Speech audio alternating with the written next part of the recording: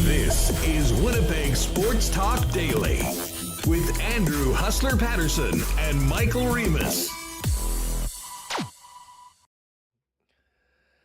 Hey, what's up, gang? Welcome to another edition of Winnipeg Sports Talk Daily for another week. A big Monday night game at the Canada Life Center as the Jets continue to try to push to lock down that 8th playoff spot. Big win on Saturday night against the Nashville Predators. We'll get to all of that. And hear from the head coach of the Winnipeg Jets coming up a little bit later on as we get ready for this game tonight. Lots to talk about coming out of the weekend. Wild weekend. Masters, John Rahm got the win. We'll hit that quickly.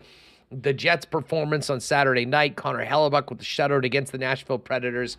And a look to what remains on the schedule for both Winnipeg, the Nashville Predators, and the Calgary Flames, the three teams still alive for the 8th and final playoff spot. Of course, we do have this game tonight, and for those of you that are going, big night at the rink. It is Fan Appreciation Night. They'll be doing the jerseys off the backs for fans in attendance and a bunch of great giveaways. It's a 6 o'clock game tonight. I did not realize that until late last night. So just a heads up, if you're going to the game, this isn't a 7 o'clock start, not even a 6:30 start, 6 p.m. tonight, with it, I believe, being a national game. And then moving from Winnipeg, San Jose over to Calgary for an 8:30 Winnipeg time start between the Predators and the Flames.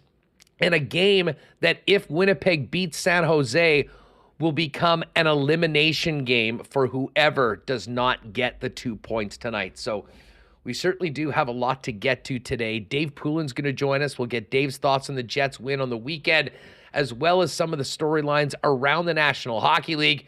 And we'll focus back in onto the Jets situation with Mike McIntyre of the Winnipeg Free Press a little bit later on today on the program. Just before we get Remo in here and get going, got to thank the sponsors that make the show happen each and every day. Our partners over at Coolbet Canada, Princess Auto. Looking forward to being out in Toronto later on this week and doing shows in and around the Princess Auto Players Championship. And, of course, following the Jets on the road into Minnesota and Colorado as they look to finish up that the run to an 8th spot and booking some playoff games and whiteouts here in Winnipeg. Also, big thanks to Modern Man Barbershops, Aquatech, Manitoba Battery, Canadian Club, Wallace & Wallace, Vita Health Fresh Market, F Apparel, the Nick and Nicky DQ Group, Consolidated Supply, Royal Sports, Boston Pizza, Little Brown Jug, Aikens Lake, and, of course, our friends over at Breezy Bend. And great way to start things off by thanking our friends at Breezy Bend and TaylorMade for the contest and congratulating B.A. Split and Dr. Drades, who had the exact same team consisting of John Rahm, Brooks Koepka, Jordan Spieth, Cam Young, Scotty Scheffler, and Colin Morikawa. So congratulations to both. Now, we're going to have to either spin a wheel or split the prize between the two, but we will figure that out. We'll be in contact with both of you guys. Dr. Drades, we got BA's contact. If you want to just fire us an email at winnipegsportstalk@gmail.com, and we'll talk to you guys and get it all settled up. But let's get Remis in here. Remo, how was your weekend? Fantastic weekend. Nice to have that extra day of anticipation ahead of that Saturday Jets game. You know, Thursday we did the show and we left it up to the Jets and they came and delivered, but also it was Masters weekend. And I loved the delays and all of that because I was waking up early and like, oh, what am I going to do? 7 a.m., 7:30 a.m. Oh, they're teeing off at Augusta, and TSN has all these bonus feeds on their app, which I have to give them props for because that was awesome too. I had it on multiple TVs at a time. So Great weekend following the Masters. I thought the ending would have had a bit more suspense considering how close it was for the entire weekend until Rom pulled away. And the Jets making it a very good weekend, getting 2 points. Not only getting 2 points against Nashville, but absolutely dominating them. It wasn't close. The only negatives that I took were they didn't score on the power play, and they only scored 2. But hey, you just take the 2 points this time of year, anytime you can get it. And Saturday, Huss, we watched that Calgary-Vancouver game. And at the same time, was UFC and Izzy Adesanya, with maybe the knockout of the year, I think, maybe of the last couple, because that was some punch and some knockout. Yeah, that I didn't catch much of it, but I was interested to see what happened in that Adesanya-Pereira fight, considering Pereira had beaten Izzy twice as a kickboxer and once as an MMA fighter and cost him his belt a little earlier on. But a lot of star power when it came to the sports. We'll get back to the Jets in a minute. Masters overall was really fun. And you know what? Listen, I don't often, considering the way our tenure ended with the 3-letter, don't always hit them with all sorts of praise. But I will say this: we as Canadian golf fans are so damn lucky. I don't know how they were able to negotiate to play the other feeds that they have on the internet on television here in Canada, but we're one of only a couple countries that have those rights from Augusta National. And if you're watching the Masters on television, you're better to be in Canada than literally anywhere else. And of course, Duthie and Bob, Graham Dillette, I mean, the entire crew there did a heck of a job bringing us all the action. As far as John Rahm, I mean, what an absolute stud he is. He did not have the benefit of the late early tee times. He was the other way around. He got through everything thrown at him, managed to get the comeback on Brooks Koepka, maintain a win for the PGA Tour as opposed to what that would have looked like with the LIV Tour. But I will say this, give credit where credit is due. Brooks looked awesome for most of the week. Obviously it didn't end. He didn't have a great Sunday round. But Patrick Reed and Phil Mickelson being up there in the top 5, Phil particularly tying for second, is just absolutely phenomenal. I don't think anyone had that. So a very big moment for the high flyers, a big moment for LIV Golf. Is that a high flyers cap he was wearing? Of course, he's lost all his sponsorships. I don't think he really has any more. So yeah, he all the LIV guys pretty much were wearing their LIV stuff, with the exception of Brooks, who I guess still has a Nike deal or something, but he was not. I'm trying to remember what team Brooks is on in LIV. It escapes me right now. I don't think he's on the Crushers. That's Bryson's team. He's definitely not on the Range Goats. That's Bubba. But anyways, it was awesome. We had a great weekend of watching the Masters. And yeah, it was a bit of a buzzkill on Friday afternoon and Saturday afternoon when the main broadcast got started, and then things just happened. Although, man, maybe the craziest thing of the entire tournament was those trees going down on Friday afternoon. I thought you were going to say the race for them to artificially lower the cut so Tiger could make it, but no, it was the tree falling. Yeah, that was crazy. I had to watch that replay. Thankfully, no one was hurt. It could have been a lot worse. So, but yeah, I was also enjoying the race for the cut. Drop down a stroke just so Tiger could squeak in. He did have to withdraw the injury, but I mean, watching him. I know we got to get to the Jets here, but watching the Masters and seeing Tiger and their Mike Weir celebrating 20 years, Freddie Couples making the cut at 66, still teeing it up, and Sandy Lyle also golfing. If you win that tournament, you're there every year. Set for life. Yeah, it's pretty awesome. So I think that is super, super cool to see those guys still playing. Yeah, so John Rahm can get setting up what he's going to serve at for the Champions Dinner next year. And the rest of the PGA Tour will move on, I believe, to Harbour Town this week. We'll kind of hit that coming up on the Lock Shop. But yeah, Reem, let's get to Saturday night's game. This was a game I'm so happy that the Masters was on because, coming out of the Calgary loss on Wednesday, we talked about it on Thursday, and then we're able to sort of, there was no NHL hockey on Good Friday. Got a chance to watch what golf there was, checked out the Canadian women's national team with a nice win in the Women's World Hockey Championships. and sort of just focused away from the Winnipeg Jets. But I got up on Saturday, was fired up for the game, and just trying to go into that game with some real positive vibes because I think, because of the way the team lost to Calgary, there was some semblance of doom and gloom around a good portion of the fan base. And I'll say this, the first period, the Winnipeg Jets still had some of the, they still played a little tentative at times, similar to what we saw at times against the Calgary Flames. But the second period performance by Winnipeg coming out, and I can't remember a period that was just dominated thoroughly from start to finish as the Jets did that period. And listen, we knew this was going to be an incredible goaltending matchup between Connor Hellebuyck and UC Saros, and both of those goaltenders did everything they could to help their team win the game. Connor Hellebuyck at times, especially in the third period, just simply refused to allow Nashville to get back into it. But UC Saros was an incredible star of the night because he had a lot to deal with from a Winnipeg perspective and did just about everything he could do, but it wasn't enough. And the Jets got full marks for their performance. You have to think that will be a confidence-building win for them. And now they come in to take on the San Jose Sharks tonight in a game that it can't lose. It is must win. They have to get 2 points tonight to, as I mentioned, create what will be a win and stay alive scenario tonight at the Saddle Dome between the Flames and the Predators.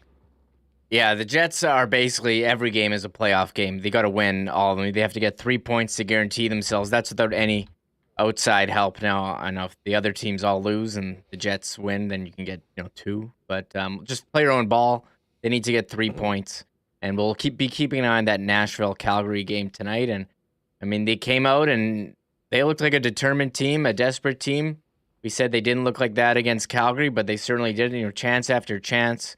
Saros stood on his head, and finally Mark Scheifele breaking through when they needed him. Reminding you of Mark Scheifele's performance against Nashville in the 2018 Stanley Cup playoffs, but walks right down the middle after great passing from Nemestikov and Morrissey in the corner, by the blue line. And wired a wrist shot, didn't get all of it, but not enough, and went off the post off Saros and in. Pretty crazy sequence there. That could be like a iconic goal there if the Jets get in and really propelled them. And Ehlers setting up Pionk for the insurance marker in the third. Hellebuyck absolutely solid, stopping 28 of 28, his fourth shutout of the season. And the Jets came out and took care of business. They did what they needed to do, and you hope they're going to look like that tonight. But I mean, great atmosphere at the arena. Like, people want to see playoff hockey. They want to get into this, and the Jets certainly delivered, and they're going to look to continue it tonight against the guy who they haven't really been able to beat in James Reimer. But just finishing up on Saturday, I mean, it was everything that you wanted from them. They certainly delivered. So, great performance all around, and you hope that they can bring it again here tonight. Yeah, 40 for Scheifele on the season. And funny enough, it's a career high in goals for, but he won't be a point-a-game player this year just because the assists really haven't been there. But listen, he and that line played well. The entire team played well. I mean, they were able to roll the 4 lines. It was wave after wave after wave of pressure, a real solid forecheck, a great speed to the game, and a speed to the game that I think would bode very well if they can bring that against the San Jose Sharks tonight, who actually do have a young Manitoban making his NHL debut tonight to stick tap to Tristan Robbins of Clear Lake, Manitoba, who is in the lineup tonight. And I'm sure that'll be good for a few more butts in the seats, with a lot of people coming from Westman out to see the former Saskatoon Blade make his NHL debut. But back to the game on Saturday night for a minute. Maybe what we'll do, Remo, is just listen to a couple of these clips from Saturday, because I don't want to just kind of gloss over it. The play of Mark Scheifele, Connor Hellebuyck was obviously great in, getting the shutout when his team needed it. But whoever picked the stars, I think, did a heck of a job, because obviously Saros and Hellebuyck were going to be there with a goaltending duel like that. But man, was Nikolai Ehlers flying. And while he didn't score, he hit a couple of posts or crossbars, but was attracting so much attention, and he was flying around. opened up the space for Neil Pionk to get that one, move in, lean into it, and give the Jets that elusive second goal that they didn't get against Calgary. But once they had it against Nashville, there was no turning back on Saturday. It's funny. You mentioned Hellebuyck was a star. I was watching the Kenny and Rennie post game, and Sean Reynolds kept mentioning how Hellebuyck shouldn't have been a star because, like, he didn't earn the shutout because the Jets played so well. They made it easy. Like, I actually had to turn off. Listen, Ken and Ren are like a married couple that have things that they just argue about for the sake of arguing. And this is Ren once again sticking his flag into the ground for his Josh Morrissey, his MVP take from earlier this season. And inevitably, when you talk about Hellebuyck or Morrissey, they end up going back there. And I'm with you. That was a bad take. Hellebuyck absolutely deserved to be one of the stars in the game. Yes. And but it was a lot of fun. And they did have a rousing show. And I imagine they'll have another one tonight, a little earlier than normal with the 6:00 start. And we'll see him. Of course, the goaltender that I think everyone's going to be talking about is James Reimer, as you mentioned. And I wasn't sure he'd be going tonight, Remo. I mean, it's Easter Monday. This is a big day on the religious calendar.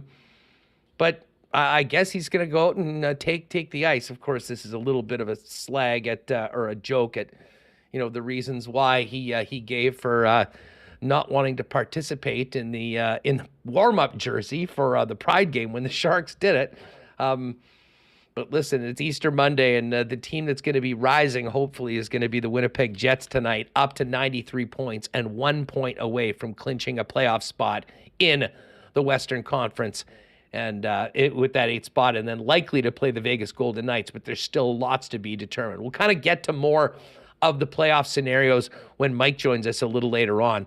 Before we get to Bones from today, let's get to Saturday. I just want to get that clip number 8 of Bones on that dominant second period, which was entirely dominated by the Winnipeg Jets from start to finish. Yeah, probably was. It started in the first, and we had a great second half to that first period, and it carried over into the second period. But clearly, that game could have been 4 or 5-0 after 2 periods. The goalpost from his empty nets. But yeah, that was a dominant second period. The black screen. All right, so there's Rick Bowness on the dominant second period of his club, and here's a little bit more. We'll do the next one, Remo. The mentality in a tight game. They certainly were in a very tight one with Calgary. Unfortunately, weren't able to get the second goal to give them that cushion, and Calgary ended up coming back into the game and eventually winning it. Bones spoke after Saturday night on their mentality throughout a game that, despite the way they played, was still very much a tight one right up to the final buzzer. We just kept saying, stay in the fight. The players know when they're on their game and what we look like and how we were dominant. So we didn't have to go and make any real adjustments. Just keep doing what you're doing. And that's what we just kept preaching, even on the bench. Just keep doing what you're doing. Don't get frustrated. Stay in the fight. Stay shift to shift. Stay in the moment. And we did that very good job with that tonight. All right, so there's a Bone. Stay in the fight. It's been that harkens back to some of the Maurice days, but they did stay in it, and they got the 2 points. A guy that, as I mentioned, was the first star, was absolutely everywhere on Saturday night, was Nikolai Ehlers, and Rick Bowness talked a little bit about 27's performance and being the first star on Saturday. That was one of his best games by far. He was skating great, and against a team like that that 1-1-3 in the neutral zone, they're standing up. You gotta get the D turning, and you gotta get them into foot races. So when you get them into foot races, you want to make sure you have the speed to get there, and Nick gives us that speed. So that was one of his better games for sure. All right, so Bones on Nikolai Ehlers, and got to get one more clip on Connor Hellebuyck, his goaltender, who came through with the goose egg when his team needed it the most. Yeah, that's a tough for a goaltender, not getting any shots. We were in their zone the whole second period. They had one chance off the rush in the second period. But, so give him a lot of credit for his mental skills to stay focused and dialed in, because you knew they were going to make a push in the third after we got the goal, and he made some timely saves. So that is tough for a goalie. You're not getting any work. We're in their zone, I think, 6 minutes, and so anyways, give him a lot of credit for that.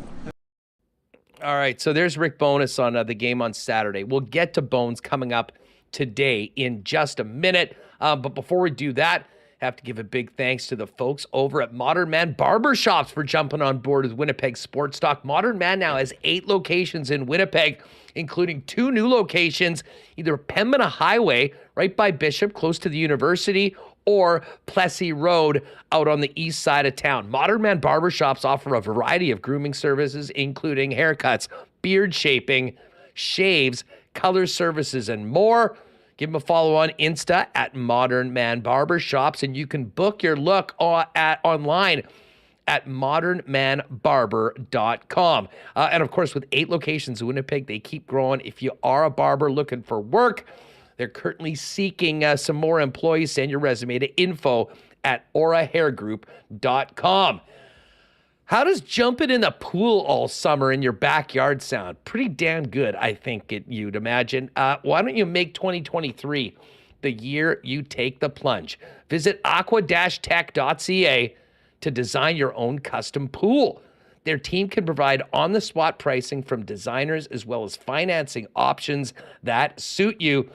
Nothing's going to make that summer, the brief summer that we have, better for you, the family, entertaining, and more than a beautiful Aquatech pool. And hey, if you're thinking about a project like that, consider Aquatech for whole home renovations, starting with Aquatech. With thousands of renos as their foundation, let them upgrade any space in their home. Aquatech is ready to make your reno dreams a reality. Learn more about design, pricing, and financing options today at aqua-tech.ca. Very, very soon, we're going to move from this winter theme for Manitoba Battery to having a little bit of fun, getting out there, whether it's boats and golf carts and more. Whatever you need a battery for, if it's your car, your truck, or that summer toy you've been working on this winter, Manitoba Battery is the most convenient and well-priced option in the city, and they'll bring it to you. Order a battery at lunchtime or by the start of Winnipeg Sports Talk, and they'll have it sitting on your doorstep in 2 to 4 hours for less money than you'd spend anywhere in Winnipeg on the same battery. No more fighting for a parking spot at Costco or waiting in line at Canadian Tire. Shop local and let Manitoba Battery bring the battery to you at the best prices in town. Give Donnie and his staff a call at 783-8787. You can order online at manitobabattery.com or shout out and give them a visit in person at Manitoba Battery at 1026 Logan Avenue. And just before we hear a little more from Rick Bowness from this morning, big shout out to our friends at Canadian Club. Maybe even had a couple CCs on the weekend, as it is, of course, the official spirit of the Winnipeg Blue Bombers and Winnipeg Sports Talk. Canadian Club and Gingers now available in 473 milliliter cans at MLCC and beer vendors. And we're counting down the days until we can enjoy a few CC and Gingers at IG Field watching the blue and gold. Pick up Canada's favorite Canadian whiskey, Canadian Club, at your local Manitoba Liquor Marts today. All right, let's get to tonight's game. The Jets have to have this one. They sit at 91 points. They need to get to 94 to clinch their playoff spot. And Rick Bowness talked about the lessons learned from the first 2 losses in San Jose and how that might help his team tonight when they absolutely need it most. Well, I'll tell you, I'll take that. The first game we played with them, I'll take that game all day. They had 4 scoring chances. We had over 20. So we play like that again. I really like our chances. So we've had a tough time beating Mr. Reimer. That's the team. We're happy with the team game against them, especially that game here. And we lost they scored 10 seconds ago and they got it in overtime. But they had 4 scoring chances, 5-on-5 during that whole 60 minutes. So we'll take that game again. But we've got to do a better job putting the puck in the net when we get those opportunities. Well, and that's been a big theme lately for the Winnipeg Jets, making the most of these opportunities and scoring a little bit more. And it's not like it was an offensive explosion in these last couple games. 1 against Calgary, 2 against Nashville. But Remis, you'd have to think that the dam is about to break on James Reimer. I mean, I was looking at the Coolbet lines. I wanted to see what it would be for like the Jets to score 4 or 5 tonight. I won't do it because I don't want to mush them. But I really do get the feeling that tonight, if they play the way they did against Nashville, once they get one, they'll get a bunch. You have to think it's coming. You're looking at James Reimer's numbers against the Jets. He stopped 77 of 79 this year. That's a .975 save percentage, a 1 goals against average. I mean, the power play hasn't scored against San Jose. And you just look at his numbers this year, .893 save percentage, .337 goals against. That's like more than 2 goals. 2 goals better GAA against the Jets than, on the season as a whole. Again, his save percentage is just so much. It's crazy how well he's been, and we watch it. He's made incredible saves. The Jets have had chances, and I do kind of like Bowness's attitude. He's like, we've had chances. We need to score. They didn't have any chances really at all. So you hope that it does happen and they play the way they played on Saturday. But I think if you are a Jets fan, maybe you're feeling a bit, nervousness heading into tonight just because of what you've had to watch. Like, if it's the first period and James Reimer makes some highlight reel save, you're going to be pulling your hair out. Of all the goalies to be playing against the Jets tonight in this final regular season home game that they have to have, James Reimer, considering what's happened, probably not one that inspires the most confidence in Winnipeg fans. But as I said, if the team plays the way they have, you have to think it's going to come. By the way, shout out to Andrei Petrov, who is in chat. He's the one that's typing in Cyrillic. And I believe that Andre's asking, when will Nito Niederreiter score? Well, hopefully tonight. I actually thought he might score on Saturday against his former team, the Nashville Predators.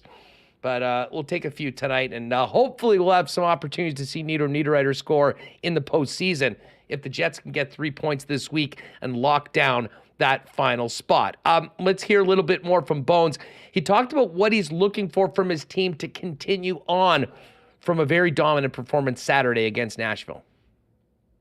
Basically, there was an attitude. We had a great attitude going to that game. We were not going to be denied, and we played with the swagger for 60 minutes that we want to play with. There was a lot of one-on-one races for pucks we won, a lot of one-on-one battles we won. We had guys one-on-two winning those battles. So that's what the game comes down to this time of year. It's those races and getting there and winning most of those, and those battles on the boards, winning most of those, spending as little time in your zone as we can. I thought our breakouts were much better last game, and we created both a lot on the rush and on the forecheck. Our puck management going through the neutral zone in that game was really, really strong. When there was gap D and we had nowhere to go, we put it in a place where we could go get it and get control of it again, which is the same as carrying it in. And when they gave us the blue line, we made some great plays on the rush. So hopefully we have that same puck management tonight. There's a good one from Bones, and they did. You could kind of feel the attitude of the players and the way they continue to push forward, and especially the way they raised their level of game while still tied in the second period. There was maybe some concern that potentially one of the Winnipeg Jets' top forwards might not be available tonight. Neither Nikolai Ehlers or Kyle Connor was seen skating this morning. Bones was asked about that and their status for tonight. Just housekeeping, Nikolai and Kyle were just optional, or It was are they an available? optional. Yeah. Okay, they're good to go. Yeah. No question marks on those guys? No question? Possibly. All right. Game time decision on one of them. Just going by... Don't even ask me who. Just going on the jerseys. You had Axel Johnson Fjallby in a Navy jersey, and Yeah, well. and Coolman was in it. So I'm just... Yeah, no, am I reading it? those two were taking the morning off. One of them's a game time decision. All right, so not what you want to hear in a game of such importance and magnitude, Reem, and both of those players were, impactful, particularly Nikolai Ehlers. And I would say this: I think Ehlers more often than not, will skip optionals and morning skates. So you'd have to think that potentially it could be Kyle Connor. But I'll say this: either of those guys missing out of the lineup for a team that's had such a hard time scoring against the San Jose Sharks and James Reimer would not be welcome news for the people that'll be packing that building tonight. No, you want to see one of the, or two of those guys in the lineup. You know what they bring to the Jets. And we'll have to wait and see if you're setting a fantasy lineup for tonight or doing some prop bets. You'll have to wait until warm up. Check the warm ups. You'll have to wait. They got 6 o'clock start, so 5:30 they step onto the ice, and then we'll know. Scott Billick speculated that it was Axel. Well, Axel was wearing the regular jersey in the morning skate, and Carson Coolman was in the scratch jersey. Axel did also stay on for extra work, so maybe. Maybe Ehlers was the one who was questionable, but it sounds like he's probably going to play just based on what Scott Billick trying to make an educated guess. I mean, this is what we're doing here. We're trying to decipher what color warm-up jersey a player's wearing. You think it's bad now? Just wait until next week if the team's lucky enough to qualify for the playoffs. I mean, then the cone of silence gets tightened up even more. But fingers crossed that Connor and Nikolai Ehlers will be out there tonight for the Winnipeg Jets. Neil Pionk has had some real strong games as of late after struggling at times this season. Bones was asked about the season that Neil Pionk has had and how he has played as of late to really raise his game when his team needs it the most. It seems that Neil Pionk has gotten back to his game that we saw at the beginning of the year.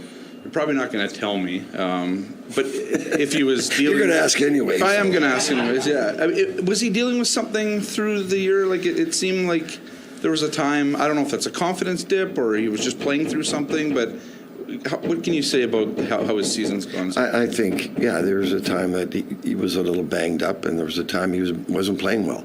So it's a little bit of both. You play 82 games, you're going to have those spells where you're not playing well. You're going to have those spells where you are playing a little banged up, right? So you give him full marks, but we don't score that first goal without him standing in the crease. All right, he just went in and he stayed there, so we don't get that one. Obviously, he got the second one's a big goal, but that's 10 for him. But he's a big part of our offense, and he really competed defensively. To talk about box outs and everything, you watch him battle in that game, he was right on top of his game. So you play 82 games and you're not the biggest guy on the ice out there. You're going to get banged up a little bit. And again, there were some times that one thing about Neil, he's coachable. So we're struggling a little bit here, let's clean these things up, and he fixes it right away. So he's not stubborn about those things. He has a very honest appraisal of his game at that particular point. All right, there's Rick Bowness on a resurgent Neil Pionk, who had that massive goal to sort of ice it and give the Jets a bit of a cushion on Saturday night. Couple more from Bones, and then we'll welcome in Dave Poulin. John Liu asked earlier today about game plan tonight and if they look to use similar tactics to score on Reimer that they did on one of the best in the league, UC Saros, Saturday night. Rick, your process and execution against Saros on Saturday night, does that allow your club on offense to ride a little bit of a wave against a goal? Well, if Reimer plays against a guy who's been very tough against you this season? Yeah, well, again, that first goal, we did a great job getting in his eyes, and he's looking around for the puck. We've got to make sure, again, Reimer's, he's been unreal against us, right? So we've got to make sure we do what we can to do that, get in his way, getting more traffic in front of him. That's what you can. I know it's hockey cliches today. You got to take his eyes away, but you do, right? When they're on fire like he is against us and they feel that good, you got to make it as difficult for him as you can. All right, so there's Bones on the challenge of solving James Reimer, who's just stood on his head literally against the Jets in their 2 games earlier this season. One more from Bones about the situation tonight. He was asked if they're feeling any extra pressure because, of course, Calgary and Nashville play each other after Winnipeg and San Jose. One is getting 2 points, but with a win by the Jets can turn that one into an elimination game tonight in Calgary. Yeah, I mean, again, we got to embrace the challenge. You can't be afraid of it. You got to grab it. This is what we did last game. We weren't afraid of that challenge ahead of us, and the team that if they beat us, they're ahead of us. So we like that approach. We played well enough against Calgary to get something out of that game. So these 4 games at home are crucial for us, and now it's game 5 tonight in this 5-game homestand. We know what we need to do, and we know the importance of the game, and so does Calgary, so does Nashville. We all know where we are, but don't be afraid of that, right? Embrace it. Like that, again, telling the players, like, these are games at the end of your career, 5 years after you retire, you look back, that was a big game and I was there for the team. Like, those are big moments for players as they move on in their careers, and when they look back and say, I was there for my teammates at the most important time. And those are good things to have. So that's the approach we want to take tonight. Embrace it. All right. Embrace the challenge, embrace the situation. And I'll say this, I think the fans will continue to do that. It is Fan Appreciation Night. There'll be tons of great giveaways in the building, including the jerseys off the back promo at the end of the game. But the fans have really brought it for all 4 of these games on the homestand, and I have a feeling that they'll be ready to go, even with the early start tonight at 6 p.m. down at Canada Life Center. All right, Dave Poulin's coming up in just a second. Hey, folks, if you're looking for great prices on natural and organic supplements, beauty products, and groceries, and Winnipeg's largest assortment of local products, too, you got to head on down to see our friends at Vita Health Fresh Market, 7 Winnipeg locations, or online at myvita.ca. Have you had your healthy fats today? Yes, there is such a thing. Omega-3 fatty acids are beneficial for your skin, brain, joint, and heart health. That's where Health First Omega Supreme comes in. Get your healthy fats the easy way with this 1-a-day soft gel. Health First Omega Supreme is on sale all month at Vita Health Fresh Market. If you can't make it down to any of the 7 Vita Health stores, visit their website to buy online. Local delivery is now available. Vita Health Fresh Market, empowering people to lead healthy lives. 7 Winnipeg locations, including the newest store in Linden Ridge, and online at myvita.ca. Well, what do you know? Spring seems to have shown up, folks, and Wallace & Wallace, Winnipeg's fencing and overhead door specialists, are ready to get to work for you. If your property needs the security and protection of a new fence, or if winter's done a number on your old one, give them a call. Vinyl, ornamental, welded wire, chain link, or wood fences, they've got the right one for you. And if it's time to replace your garage door, Wallace & Wallace also has Winnipeg's largest selection of overhead garage doors. Simply give them a shout at 452-2700. The Wallace team will arrange a time to come out and give you a free estimate. You can also visit them at wallacefences.com or pop down to their showroom on Lawson Road off of Kenniston. How's the wardrobe looking as we get into spring and summer, gang? Guys, if you need to up your menswear game heading into spring and summer, head down to F Apparel. Custom suits beginning at just $400, along with chinos, golf pants, custom shirts, both tucked and untucked styles, and an incredible selection of menswear accessories. In a wedding party this summer, talk to them about suits for the entire wedding party. You'll get a 15% discount. And if you've got a 2023 high school grad in the fam, hook them up with a free custom shirt and tie with the purchase of any new suit at F Apparel. Pop down and see them, 190 Smith Street downtown. Make an appointment online at that's EPHapparel.com for our friends at F Apparel. And hey, we're back into blizzard weather. Popped by Nick and Nicky's on the weekend and had a delicious blizzard and a stack burger as well. And no better time right now to get the good vibes and the feeling of spring with the trip down to one of the 4 Nick and Nicky DQ locations. DQ Northgate, DQ Polo Park, DQ St. Anne's, and DQ Niverville. And if you've got a need for a DQ ice cream cake or blizzard cake, you can always hit them online at DQ Manitoba to get a custom order for a quick and easy pickup at any of the 4 Nick and Nicky DQs. All right, Mike McIntyre is going to join us in a bit to really tee up tonight's game and discuss this race for the final playoff spot in the NHL's Western Conference. Right now, though, let's get Dave Poulin's thoughts on the Jets, the Masters, and everything else happening as we get into the final week of the NHL regular season. Poulin, you enjoy the weekend? How are you? Andrew had a great weekend. It was very golf-centric. Even the NHL doing the favor of taking Friday off and then amplifying Saturday and backing off on Sunday again when the golfing was omnipresent. But such a special tournament, even though it looked like a gap at the end. You know, as we discussed, you're coming, like when you're making the turn, there's about 8 or 10 guys that you're thinking, you know what can happen in that back 9. See Jordan Spieth when he dumped it in on 12 that year and how fast things change. So my favorite tournament of the year by far. I know it's a lot of mainstreamers watch the Masters. It's not just golf fans. Everyone's involved in a pool of some sort, and it's just really fun to watch. John Rahm, what a champion he is. And you know what I mean? When you think about it, Dave, he got the bad end of the draw by a lot. I mean, it was a major factor in this Masters tournament. And he 4-putted the first hole and yet one going away. In a lot of ways, I think people got off the scent of Rahm because he had that incredible start to the season, and recency bias, this is a perfect example of it. Wasn't great in the last couple of weeks, so all of a sudden everyone was going elsewhere. He's the man right now when it comes to the world of professional golf. You just realize how good those guys are to fighting through that weather. You think about it.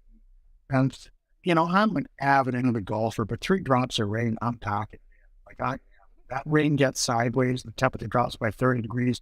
You couldn't have found me out there.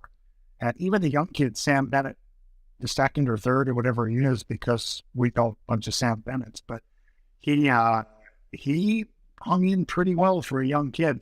He did. I thought he made a mistake the first day when they talked to him after, and he said his home course Ridgewood was harder. I looked at that one over very well. Yeah, how'd that go amongst the members? No, it's not going over well at all. And then he hung in, and he was fun. And then there was Phil. I mean, where the hell did that come from? I think Phil's saying the same thing. Where did that come from? But then again, you know, the oldest person to win a major tournament was added again, or the oldest person to win the PGA, correct? Jack would have been older winning the Masters. Am I correct about that? No, I don't think so. Jack was 46. 46 when he won. 46, that's right.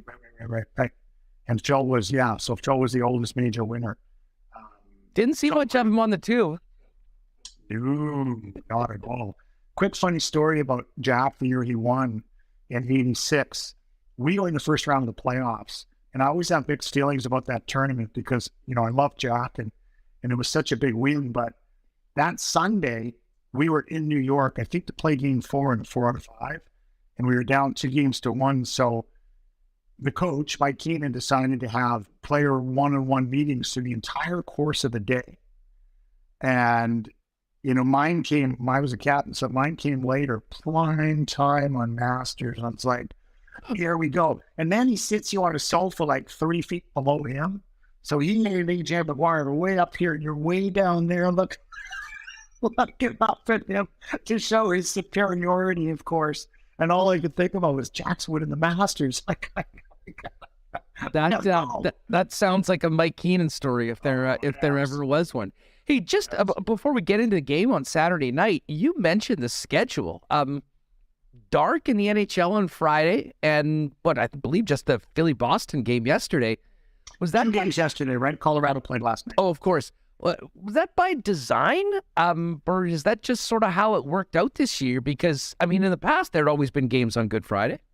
Always. Yeah, I'm not sure exactly how that worked out. In fact, if I'm not mistaken, they might have played some afternoon games on Good Friday and use that advantage of the holiday. But Steve Hatzapetros is a scheduling guy. Next time I see him, I'll ask him. It's the first time in the history of the NHL that every team, or there's been 16 games, right, with 32 teams. So pretty cool, pretty obviously a loaded up Saturday to go with. But at this time of year, you're almost champing at the bit on Friday. It's like, hey, it's hockey here. You know, it's a good night for Netflix, but we're going to get some hockey going here. Oh, I'll tell you what, it was a great chance to maybe get the spotlight on the women. Great game for Team Canada, the World Women's Hockey Championships. Enjoyed that. But around these parts, it was all about 6 p.m. on Saturday night with the Jets playing for their playoff lives. And they came up with a performance that, frankly, if they'd had a few more of those over the past couple of months, we wouldn't be in the situation that the Jets are in right now, Dave. But knew this was going to be a great goaltending battle. Saros and Hellebuck both played phenomenally for their clubs. But what did you think about the Jets, especially taking over that game the way they did in the second period? Very encouraging, no question about it. And that's the best of the Jets. And we've seen that, particularly a lot early in the year. I think this team could end up being better, with Niederreiter being a big part of it. And Connor Hellebuck is Connor Hellebuck. You know you've got one of the best goalies in the world. You know what he's capable of.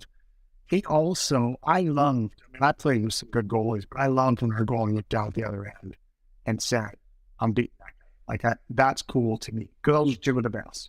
Clearly. I actually wrote an article on goalies in Sunday's paper, and it was about how few number ones there are.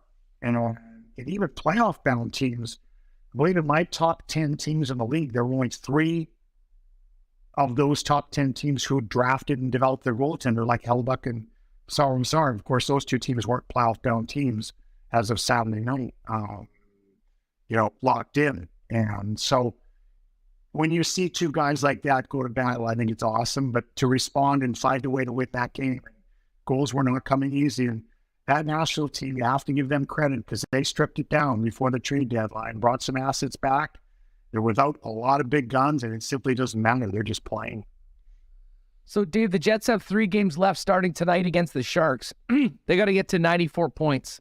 They've got 2 very difficult games after tonight, back-to-back on the road tomorrow against the Minnesota Wild, and then finishing it up against the Colorado Avalanche. And, of course, all of those teams are so tight, they very well will have a lot to play for as well. I mean, what do you make of the Jets situation coming into tonight, going up against James Reimer, who, of course, has been a big story around here for the way he has completely turned his season around only against the Winnipeg Jets? Well, he certainly has. And I would expect nothing less than what we saw on Saturday night from the Jets. It's an opportunity. You asked to control your own fate. The worst thing in the world is when you're sitting watching someone else and wondering what's going to happen, and hoping for something to happen, and cheering for guys on another team. Forget all that. Go out and play, control the game, and put yourself in a great place. And it might not obviously even take, that the point total you talked about, because they might get there through getting some help. Don't rely on it. And obviously with Nashville playing Calgary tonight, you're going to have a little bit more of an answer after tonight, but don't even glance over there. Look after business tonight.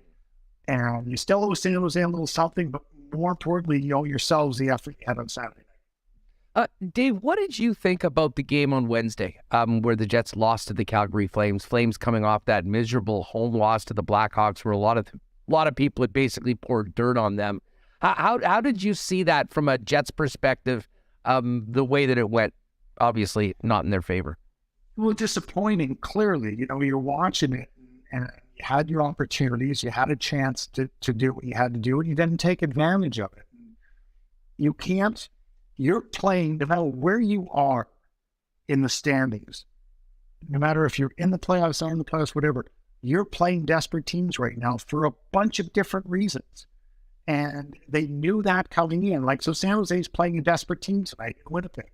They know that, and they're going to respond to it. That's why it's so hard to win at this time of year. But you knew doubly the back-to-back, Calgary coming off at every reason, and that's all about Markstrom, right? That's a guy dialing it up, and you know that he's that caliber of goaltender. He's capable of dialing it up. You just can't let it be against you. Well, one of the things, from my perspective in the building was, the Jets, were skating at a whole nother level than the Calgary Flames for the first period, maybe the first half of the game. But Markstrom kept them in, and the fact that they weren't able to expand, I really do think that if that game got to 2-0, Calgary was done. But it didn't. And of course, it got to 1-1, and then all of a sudden the team realizes, hold on a second, guys, we are in this. That being said, they lost. They battled back to get the point, which was crucial, but only got one against the Vancouver Canucks. What are your thoughts on this matchup tonight between Calgary and Nashville as it pertains to these 3 teams trying to lock down that final 8 spot? Well, as crazy as it is, ideal for them would be a tie, right? And somebody winning in overtime to keep everybody involved. If you're Calgary and Nashville, that would be a bad situation for Winnipeg if you let both teams remain in. But once again, it's about looking after your own stuff. And who's more of a threat, Calgary and Nashville? Let them worry about that. Let them work that out. It's not up to you to try and figure that out. So you worried about San Jose tonight rather, and then go from there. Dave Poulin's with us, breaking down the latest on the Jets in the National Hockey League. This Western Conference, this final week is going to be wild. And I think many people following the Jets, looking at those final 2 games, thought that, Minnesota and Colorado, both in the playoffs, they could very well be resting guys at the end. It really doesn't seem like that, Dave, with, just 2 points between Colorado and Dallas, another 2 in the Minnesota Wild, and they're all having 3 games remaining. It kind of seems like in the Central Division, it'll come right down to the final day. And, as well as with Vegas and Edmonton battling for top spot in the conference and in the Pacific. I mean, we really probably won't know matchups until Friday. Well, there was so much talk coming out, I don't know, 6 weeks or 8 weeks ago about, maybe it was the All-Star break when that topic came up. Well, it should be 1 versus 8. Everybody knows who everybody's playing. The only matchup that was set back then is still the only matchup set today, and that's Toronto and Tampa. And a lot of that talk was coming out of Toronto because they didn't want to play Tampa. and to your point, we've got 5 days now left in this season. And there's one matchup set in the National Hockey League. And still, in the Metro, for instance, Carolina can end up in first or third. I mean, so that's where it gets magnified on the teams they're playing and how hard it is at this time of year to even look at the schedule and decide, because we're playing blank, it's going to be an easier game. It's simply absolutely not the case.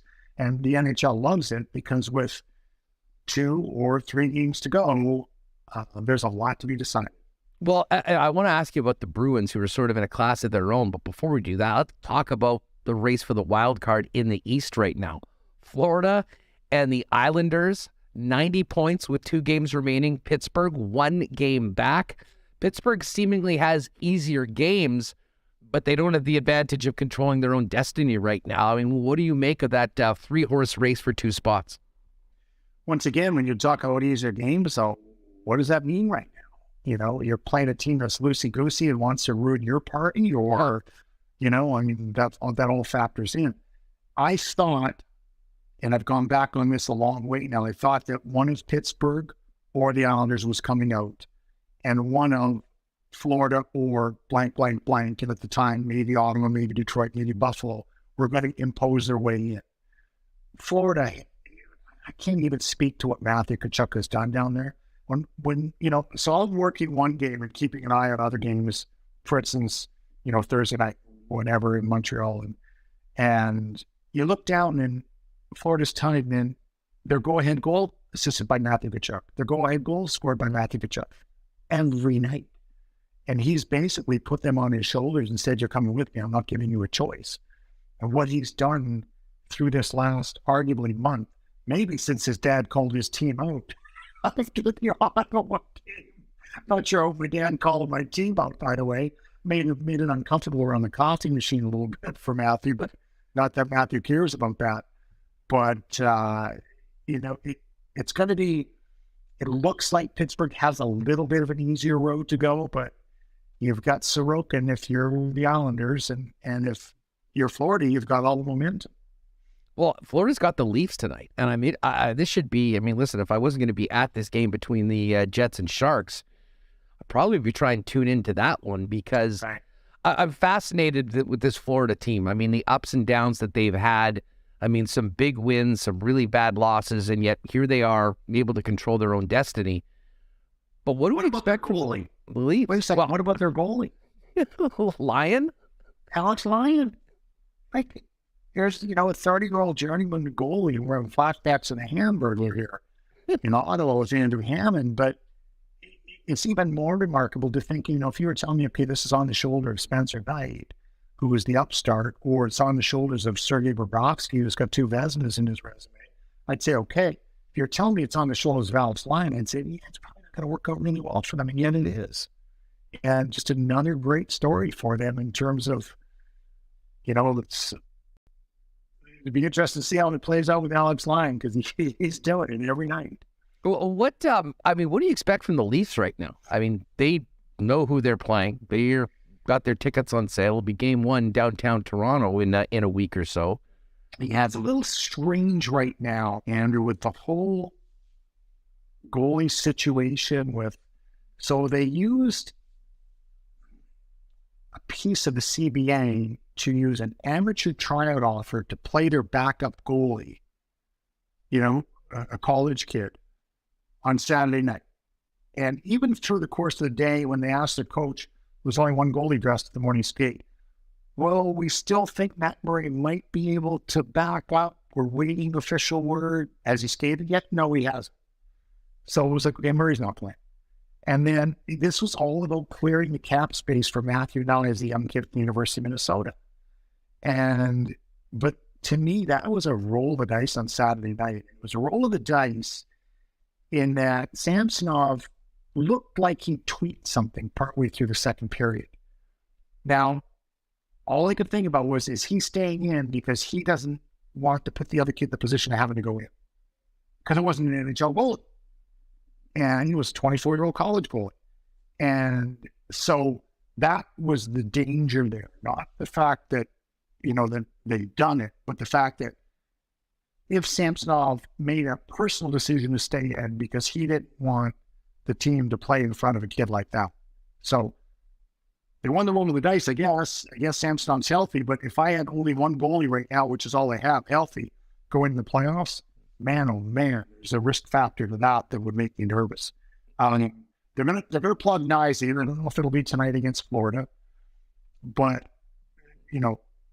this kid, I think, has a chance to be a really good player, and they're going to plug him in an absolute position to succeed. They're going to plug him in on one of the top two lines. So you're going to get to go in and play with either Matthews, Marner, or Tavares, or some combination of those guys. Or in the worst case scenario, he'd have to play with Ryan O'Reilly, which wouldn't be bad either. But he's a big kid. He's 6'3", 210 pounds. He can fly. He's got talent. He hasn't played a game in the National Hockey League yet. He hasn't played a pro game for that matter. But he's coming in at the top of his own game, having just come off the National Championship game on Saturday. And he's sky high right now. So it'll be interesting to see when they work him in. It'll be either tonight or against. So tonight it's Florida, tomorrow night it's Tampa. So it'd be one of those two, and then Thursday against the Rangers. They have that option as well. Dave, you mentioned the kid on the ATO going into the game. I was trying to, we often joke about the code in the book of unwritten rules. I saw some people bent out of shape about that. From a guy that's played as long as you, is that an insult to the other team? Is that something that is a no-no amongst the veterans of the league, or is that just a few people making a big deal out of nothing? If I'm on the other team, I'm annoyed, but I'm annoyed at my own team that we're down 7-1 in the game and that they have the opportunity to put the kid in the net. Just from a competitive standpoint, that's what I'm mad about. I'm mad about the situation that we're not, competing better in the game. And I'm a competitive guy, whatever I do, that's where it strikes me. From a standpoint of putting them in, I don't know. It was kind of a weird answer by Sheldon Keefe, if you saw right after the game, and they asked him about it. He said, yeah, that wasn't my decision. That came in from up above. And they said, well, who up above? And he said, I'm not sure. So it's not the coach putting him in there. And which I thought was an interesting answer. And he was not taking responsibility for putting a kid on an ATO into an NHL game. Dave, the Boston Bruins have been the standard in the National Hockey League all year long. They come into tonight's action 63-12-5. If anything, I thought that this team, because of the injuries in the first half of the season, might be taking a little bit of a step back this year. Could not have been more wrong with that. How have they done it, and who can beat this team come playoff time? It's been a perfect storm for them, Andrew, and I think everybody expects them to take a step back. The uncertainty about Bergeron even coming back, Krejci coming back after a year abroad, the USA status of David Pastrnak, how would he handle that? The injuries to Marchand and Charlie McAvoy, significant players who at the start appeared that they were going to miss more time than they did. All of them, that's 5 or 6 significant factors right there. All of them have worked out perfectly. That every factor after that, every player, the Eric Oliver, Paul Zacha trade has worked out perfectly. Every single thing that Don Sweeney's done, to the point of Bergeron and Krejci playing for much less than market value. You have to factor that in because then you can afford other guys. And then the trade deadline works out well for them. They had Hathaway, who's a real pain to play against. You had Orlov. It just all turns out well. And then, by the way, right at the end, we'll grab Tyler Bertuzzi just in case Taylor Hall's not ready. Now, Taylor Hall is ready. And, when they call somebody up right now, they play like world beaters with whoever's in the lineup, because picture those kids coming up from Providence. They're like, okay, I've got to be the first call-up because if there's an injury during the playoffs, I want to be the guy that goes in. So they, in turn, play their best game, of the year. As crazy as that is. 2 goalies, not one. 2 very capable goalies. And when Swayman goes in, he looks like he's trying to upseat All-American every game he plays in. But there was an incident. So I was in Montreal, I think a week and a half ago, maybe I lose a little bit of track of time, 2 weeks ago with Montreal into Boston. First period, Rand Pidlick hits Bergeron a little bit late, called interference. Not only do they immediately go after him, they go after him for the next 54 minutes. Every time that kid touched the puck, he was contested. What it told me was Boston's not backing down on anything at any time. Like, they were taking issue with the fact that their captain got knocked down through the entire game. And it wasn't one guy. It was 6 different guys, 7 different guys, 8 different guys. That showed me something that's a mentality amongst that team. Now, let me reverse the tables here and say, is there more pressure on them than there's been on any other team? They're the record-setting team, not for this season, forever, potentially. And anything shy of a Stanley Cup win could be deemed a failure. Does that create an inordinate amount of pressure? If it does, I think it's a team that can handle it. Today, one of the most underrated trades in the game, Hampus Lindholm last year at the trade deadline. Just, plugging him into the lineup. You've got just a plethora of options in how to play the game because of the quality you have to play with. At the same time, huge pressure because wipe the slate clean and nothing better than knocking off the king. Well, it's amazing because, we've talked all season long how deep the East is and how difficult it's going to be to get through. But it's pretty hard to imagine the Boston Bruins not being that team, although, as we know, winning the President's Trophy guarantees nothing once you drop the puck on the second season. Dave, just before we go, I did want to ask you one more quick one on the Jets. Obviously, there was a big move with Mark Scheifele moving to the wing, playing with Dubois and Kyle Connor. This has sort of been the case of the last 4 games or so. What have you thought about that move and what that's done, along with kind of allowing Nikolai Ehlers to really sort of drive that line with Nemestikov and Wheeler? It has. Nemestikov, let's start there because the trade deadline day, Mike Johnson said, this is a tremendous pickup. And there's so much going on that day. It didn't maybe reflect on me with the same magnitude that it did him. But MJ called it up and said that this is a really sneaky good pickup for Winnipeg. That's proved to be more than the case. Ehlers has risen now to the level that everyone knows that he can play. I love moving Scheifele to the wing and putting them together. I just did. I thought it was really good.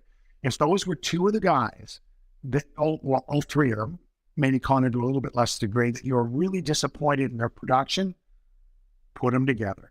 I love it. When I think about a defenseman, I want my defenseman with a really good defenseman to free him up. I don't want 1 and 6 playing together. And so this way, you're loading up your big guns and you say, go do it and do it together. And I'd still like to see more shot creation. I was, for a team with that many offensive skills to be 20th in the league in shots is a choice more than a reality. They're choosing not to shoot. And I think you've got to shoot the puck more and create from that. Means you've got to go get it again if it doesn't go in. Then puck retrieval becomes a factor. But you saw that against Nashville. They almost doubled them up at shots, I believe. There's that much more in terms of what they had. So a lot of positives. I like the fact you threw them up and said, you know what, put them together. Well, Poulin, we'll see what happens tonight and over the course of the rest of this week. Fingers crossed we're able to talk to you about the Jets being in the playoffs, but one way or the other, cannot wait for the tournament to get going, and can't wait for your next visit on Winnipeg Sports Talk. Have a great one, Dave, and thanks for doing this. You as well, Andrew. Thank you. All right, great stuff with our guy, Dave Poulin. Always appreciate Dave coming on the program, and I can't wait to have Dave join us as well in the Stanley Cup playoffs. All right, we're going to get back to really focusing exclusively on the Jets. with Mike McIntyre coming up. But coming up later on this week, I am going to be coming to you from Toronto. The Old Maple Leaf Gardens is going to be the site of the Princess Auto Players Championship, one of the final 2 events for the World Curling Tour. Hopefully we catch up with Matt Dunstone, Jennifer Jones, Reed Carruthers, and the like. So it should be a lot of fun. Still be keeping a very close eye on these the evenings with the Winnipeg Jets because the job has not yet been completed yet. Princess Auto, proud sponsor of the Curling Tour, as well as Team Jones and Team Carruthers, Team Mike McEwen. It's also the place where you'll find the best deals on the most unique assortment of tools and equipment around. Everything you need to complete the projects on your list or start something new is at Princess Auto. You pop by and see them at either Panet Road or Portage Avenue locations, or you can shop online 24/7, 365 at princessauto.com.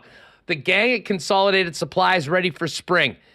They are, of course, working tirelessly with golf courses around the province on irrigation, artificial turf needs, as well as golf carts, as they're the exclusive club car dealer in town. If you do have the need for a golf cart for the summer, maybe it's for your lot out at the cottage, or maybe it's for some sort of work purposes, talk to them about both new and used golf cart options over at Consolidated Supply. But coming up on April 20th, that's next week, 10 days from now, big grand opening of their showroom. They haven't been able to do this for the last couple of years because of COVID. They're doing it on April 20th, 2 p.m. to 8 p.m. Going to have food trucks, refreshments, some prizes. You'll get a chance to see everything they've got there, including spas, hot tubs, and beautiful outdoor kitchen options for you coming up this summer. So again, $13.95 Niagara Road East. You can pop down and meet our pals Joe and Spicy and Gene for the big grand opening of the showroom at $13.95 Niagara Road East. You can also check them out, Consolidated Supply, online at cte.ca. Royal Sports is Manitoba's #1 sports superstore. You know that, featuring the biggest and best selection of licensed team gear with your Winnipeg Blue Bombers, your Winnipeg Jets, the National Hockey League, NFL, tons of new Jays and MLB gear just in time for the start of the season. But it's so much more than just being the best looking fan around. If you're looking to dominate spring and summer, spring stock is arriving daily with soccer, baseball, softball, tennis equipment, and more, and a huge selection of bikes as well. You really have to get into Royal Sports to see it, to believe it. 750 Pembina Highway, and follow them on Instagram as well at Royal Sports Pembina for the latest merchandise drops and sale information. And hey, if you're not making it to the game tonight, maybe a couple happy hour schooners over at Boston Pizza in the game with some friends would be a nice way to spend a Monday evening. Boston Pizza is always the place to watch the big game if you're not in the building. Big game, big screen, big sound, and ice-cold schooners, world-famous BP wings, and gourmet pizzas, and the latest from the BP feature menu. Staying in? You can always order online at bostonpizza.com. All right, let's welcome in Mike McIntyre from the Winnipeg Free Press ahead of Game 41 of the home portion of the regular season. Mike, what's up? How was your weekend? It was great. Good to see the snow start to melt. Of course, was able to glue myself to the TV a bit, watch some Masters action. That was a lot of fun. Got to watch my Blue Jays play. It was a great sports weekend, Huss, and nice to get outside. And, well, we can't smell the roses just yet, but the flowers should be blooming pretty soon if this keeps up. And I'm excited. I think we're going to have golf courses open potentially in this city in a couple weeks. And who would have thought that after all that snow we got last Wednesday? It's melting fast, and I'm looking forward to being able to hit the links here sooner rather than later. Well, I, like many people, have been kind of glued to the Weather Network and Environment Canada's forecasts of how warm it's going to get, and it does look like we're going to be in double digits through most of this week. Yeah. So hopefully I can get back from TO on the weekend and see most of the snow gone. And I'm not sure, that might be a bit aggressive to be golfing in a couple weeks, but we'll take it. Hey, in a couple of weeks, maybe by then Patrick Cantlay will be finished his round at Augusta. That was Like, painful. What was it? 4 hours and 50 minutes, 5-0 for a twosome. Yeah, that something's got to give there. They have a pitch clock in baseball, Huss, and it's actually been really effective. Maybe they need a putt clock in golf for guys like Cantley because yeah, and I mean it just creates gridlock on the golf course. If he was doing that on a municipal track here in Winnipeg, there'd be some message sending happening from the groups behind him, no doubt about that. Either they'd be playing through or they'd be hitting right up onto him. There'd be a lot of guys just letting her rip at Kildonan on a Saturday afternoon if that was sort of going on. Obviously, John Rahm was awesome. I mean, there's a lot of great storylines, amazing golf. Nothing looks better on television than Augusta. So it was nice. And you know what was great about it, Mike? It gave Winnipeg Jet fans time to get away from Wednesday's loss, focus on the Masters for a couple days, and then get ready for Saturday night, which certainly the fans, once again, as they've done throughout this homestand, came and really, I think, brought the energy early on in the game. And the Jets, to their credit, unlike the game on Wednesday against Calgary, continued to battle every single shift for the puck. That second period was as dominant as I can remember from this hockey team for a long, long time. And yet still, it was a very tight game. But Connor Hellebuck was not going to be denied, and the Winnipeg Jets got another one in the third period from Neil Pionk, and that was the cushion they didn't get against Calgary. They got against Nashville. That has to be, I mean, first and foremost, they had to have the 2 points. They had to win. They really needed to do it in regulation. They got that done, but as we heard from Rick Bowness, that is the way they would like to continue playing and something they can build on against a team that they have not had a lot of puck luck against so far this season. Yeah, maybe third time will indeed be the charm against the San Jose Sharks. The Jets better hope it is. For some reason, James Reimer he's well below average against 30 other opponents, but when he plays the Jets, he's Vezina-esque.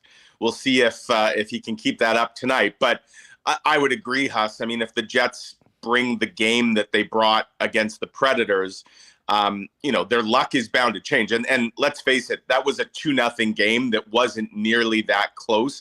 The score flattered the visitors for sure. I think the Jets hit 4 posts in the game. Saros made a number of incredible saves as well. That could have been I forget which player it was after the game said that could have been a blowout, and he's right. And the second period, my goodness, that was shades of 2017-18 when the Jets were, right there with the Predators, ironically, for the President's Trophy. And we would see that in stretches from the Jets where they would just completely take over games. They would kind of assert their dominance, their will, if you will, against their opponent. We haven't seen that a whole lot from the Jets this year, certainly not in the last few weeks, but it became infectious. And you're right, the crowd was tremendous. I mean, even before the game, Huss, that was probably the loudest and longest sustained, go Jets, go chant prior to the anthem. It brought back, memories of what it used to be like. And that more or less has disappeared in the last few years. But it was back, and, the Jets seemed to feast on that. And, in addition to getting the 2 points, obviously that's the most important thing. There were a few takeaways for me from that game. Number one, Nikolai Ehlers was dominant. He was all over the ice. I thought that was his best game since he's been back from his sports hernia. And how about Neil Pionk? The resurgence in a way kind of continues for a guy that we've all dumped on at various points this year. Let's face it, Neil Pionk has struggled mightily this season. But he's been very good the last couple of weeks. And I thought his game the other day, there he is going to the net, kind of creating chaos on the Mark Scheifele opening goal. And then, of course, he gets the big second goal early in the third, which, if there was any hope that the Predators had of kind of coming back in that game, I think Pionk's goal kind of put that to bed.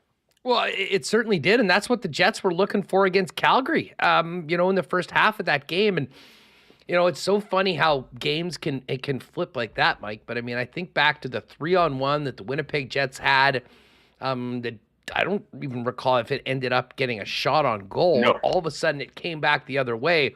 Brilliant execution from the Calgary Flames and Mangiapane putting that one in. And, all of a sudden at 1-1 for a game that the Jets were skating at just another level than the Flames were in the first bit, all of a sudden it became that slog. And Calgary made the most of their opportunities, which brings us to tonight's game. Yeah. Of course, many of us hit the closest watering hole to post up and watch the end of the Vancouver-Calgary game. And sure would have been nice if the Canucks could have hold on to win that one in regulation from a Jets perspective. They did get the 2 points. Calgary only got one, which allows for a very interesting week coming up. I mean, We'll get to what's happening above the Winnipeg Jets with the Wild and the Avalanche, who they will see a little later on, and what their situation is. But for tonight's game, Mike, if the Jets can beat the San Jose Sharks, that game following tonight's 6 p.m. start in Calgary becomes an elimination game where the loser is out. It's like the old territorial wrestling days. It's a loser leaves town match. Literally. I love it. But you're right. And had the Canucks really done the Jets a favor the other night and won in regulation, there would have been a clinching scenario for the Jets tonight. That no longer exists. But the Jets can reduce their magic number down to 1 with a win tonight and the 2 points. Their magic number, if you will, in terms of points is 3. So if they get 2 tonight, it's down to 1. And one of their 2 pursuers, as you point out, would be eliminated. So whoever would have that 1, which I guess for them would be their tragic number, as opposed to the magic number, Calgary and Nashville will duke it out to see who's still left standing. I dare say, Huss, and we don't want to get ahead of ourselves here and assume the Jets win, but if they were to win, I imagine the Jets and probably the fans will be cheering for the Predators because it would be a more difficult path for the Predators than it would be for the Flames. For starters, the Predators have 2 games remaining after this, not 1 like Calgary. And they play Minnesota and Colorado as well, just as the Jets do. And so if Nashville were the team still standing after tonight, again, assuming the Jets were to beat the Sharks, Nashville would have to win both games against the Wild and the Avalanche. And the Jets would have to lose both as well to those same 2 teams and do it in regulation. So that would sort of be, if you will, 4 opportunities to clinch. Either the Predators don't get a win in one of their 2 games, or the Jets get at least a point in one of their 2. If it's the Flames left standing, they just got to beat the Sharks on Wednesday and hope that both the Wild and the Avalanche can take care of the Jets in regulation. And as you mentioned about the teams above, it's possible that the Wild and especially the Avalanche could very much have something to play for, and they would be motivated as well. Now, it's interesting, Huss, I don't know if you saw this. The Wild are actually resting a bunch of their players for their game tonight. It almost seems like they're conceding that they're going to finish 3rd in the Central. And so it does make you wonder what kind of lineup the Jets might see tomorrow night in St. Paul. Well, that's interesting because I was just talking about the lock shop about how Minnesota should probably try and do everything they can to win this game. And again, it is against Chicago, so that's not a team that's trying to win anything anyways right now. But I mean, let's just look at this division because, I mean, it's pretty clear. The Winnipeg Jets need to get to 94 points, and if they do that, they are in the playoffs. They can get to 93 with this win tonight. But when you look over in the Central Division, the 2 teams that the Jets and the Preds will be playing the rest of the way, they've all played 79 games. So there's 3 games left for all 3 of these teams. The Avalanche, with their 5-game win streak, have basically got to where we all expected them to be at some point. That's first place. They've got 104, 2 points up on Dallas at 102, who are 2 points up on the Minnesota Wild at 100. And I think Dallas and Minnesota would be more than happy to finish in the 2-3 spot and play each other as opposed to playing the Colorado Avalanche. But what's fascinating, we've got a Kings game later on tonight Yeah. The Seattle Kraken have all of a sudden won 4 in a row. They're 2 points back of the Kings, who've lost 3 in a row. And the Kings potentially could move out of that divisional spot into a wild card spot, at which point they'd most likely play the Colorado Avalanche. So even the teams that are still in the playoffs, Mike, especially the teams that Winnipeg and Nashville will be playing later on this week, have a lot to play for right now. And I'm not sure that anything is going to be given or taken for granted, even by the teams that already have the X beside their name. Well, and let me throw this out, Huss. If I'm Seattle and LA, I think I'd actually rather be in the wild card 1 position and go through the Central Division than I would to be in 3rd and have to go through the Pacific. And the reason I say that, if you look back to basically the All-Star break, 2 of the best teams in the NHL, in fact, I think the best team, maybe other than Boston, has been the Edmonton Oilers, and Vegas is right behind them. And I don't know if you saw the development today, but Mark Stone, what a shock. That's Mark Stone. Feeling better? He's all of a sudden hitting the ice. LTIR is almost ready to end. And so, I mean, he had his back surgery and he's back on the ice today in a non-contact, but could he be ready to go in a week or so from now to start the playoffs? Certainly seems to be trending that way, and that will get the conspiracy theorists out, the tinfoil hat crowd, shades of Nikita Kucherov, and what Tampa Bay. I don't know if you need a tinfoil hat for this. I mean, this was as telegraphed a move as we've seen in the NHL in a long, long time, and hey, it has all worked out. The thing is, though, I mean, yeah, both those teams have been good, but would you really rather play the Colorado Avalanche in the first round? I mean, the way they've been in the second half of the season, there's Mark feeling great, back on the ice. Don't worry, everyone, though. It's a non-contact jersey. Right. Non-contact for the next little bit until probably about next Monday or Tuesday. Yeah, until his cap hit doesn't count. Then he'll rip it off Hulk Hogan style. He'll just tear it off. Yeah, I agree, Huss, except for one fairly major development, which is Cale Makar going to be healthy to start the playoffs? Now, Colorado is still a very, very dangerous team without Cale Makar. But I actually watched a good chunk of their game last night in Anaheim, where the Ducks scored 4 goals again, and they actually had a 4-2 lead at one point in the third before some penalty trouble came back to bite them, and the Avs ultimately win that one in overtime.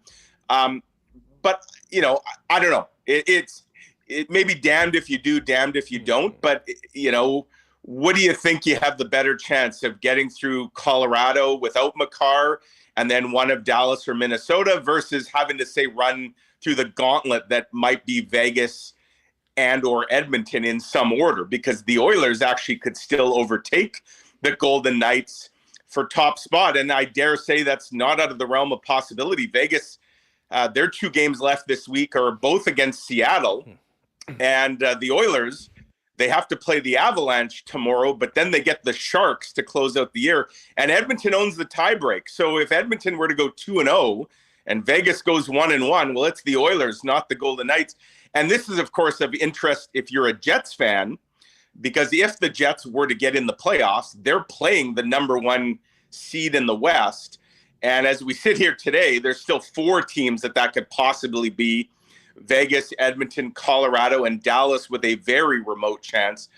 But I think it's going to be one of Vegas or Edmonton if the Jets were to get in. And so that'll be another thing to keep an eye on as this all-important week plays out. Well, listen, I mean, I fully admit to being superstitious. The Jets have been on the suspended list. I will not touch them on a wager at any point until they get to the playoffs.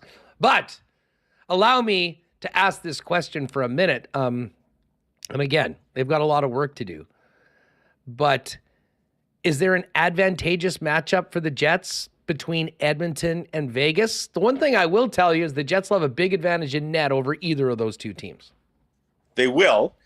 Now, maybe Vegas will play 4 goaltenders in a game because in addition to Mark Stone being back today, Logan Thompson and Aiden Hill were both on the ice. And, oh, yeah, they already have Jonathan Quick and old friend LB, Lauren Brossoit. Maybe they'll play a different goalie every game in the series, Huss. That would be good.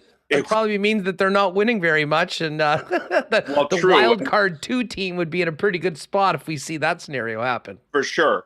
Yeah, it's a good question. I mean, if you're into kind of revenge being a dish best served cold, if the Jets were to play Edmonton in the first round, no doubt the Oilers will be looking for some payback from the bubble, if you will, from the All-Canadian series a couple of years ago, where the Jets got the brooms out and upset the Oilers. And if it's Vegas, well, the Jets might want to avenge 2018 and the most disappointing West Final loss. So, you know, there'd be good storylines either way, right? I don't know. I think probably Vegas would be the team that maybe you'd hope that you'd match up against, and maybe Connor Hellebuck, as you say, the Jets would have a significant upgrade. And what Vegas doesn't have, they have a lot of great players.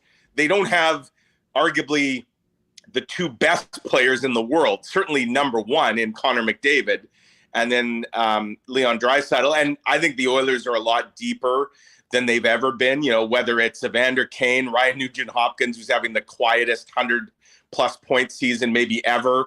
Even a guy like Nick Bjugstad has really added a nice element there. And Matthias Ekholm on the back end has kind of cleaned up their own end. I think Vegas, if I had to pick a team, is the one you'd maybe want to go through.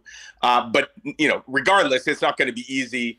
And for the Jets, you can't really worry. Beggars can't be choosers, right? You just got to worry about getting in at this point. Yeah, first things first, beat the San Jose Sharks tonight. I will say this, if it's Edmonton, the Jets do have Connor McDavid's kryptonite back, and that is Neil Pionk, who's looking more like the Neil Pionk that has played well in the past, not the one that struggled so much earlier this season.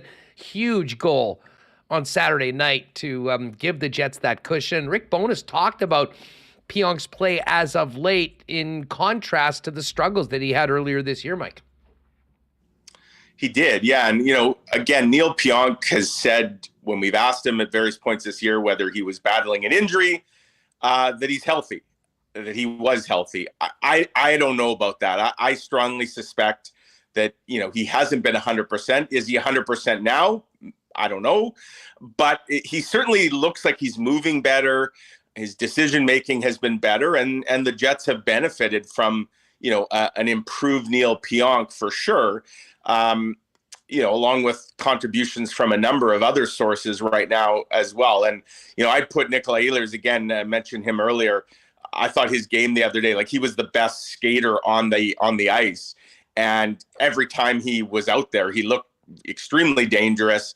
If the Jets can get that Nikolai Ehlers, you know, tonight, and certainly for the next 2 games and then into the playoffs, that adds another element to the Jets that they maybe haven't had, at least consistently this season. What did you make of Rick Bowness's sort of coy answers to Billick and Ken about the availability of Ehlers and Kyle Connor, who were both missing from the morning skate today? Yeah, it's a curious development for sure because the team had the day off yesterday, so you wouldn't necessarily expect anybody to not skate today after a full day off.